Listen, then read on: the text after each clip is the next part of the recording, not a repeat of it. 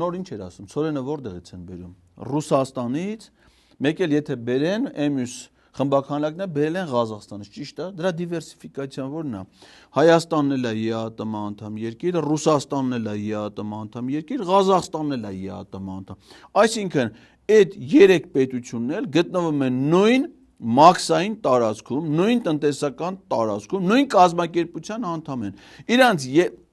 ԵԱՏՄ տարածքում ապրանքի շրջանառություն դիվերսիֆիկացիայի հետ կապ չունի։ Դիվերսիֆիկացիան կարող լիներ, եթե ներմուծումը լիներ ԵԱՏՄ-ի դուրս մի ուրիշ երկրից, ասենք օրինակ Ուկրաինայից, ասենք օրինակ Կանադայից։ Դες բան եղել է, չկա ու չի լինելու։ Ինչ դիվերսիֆիկացիա։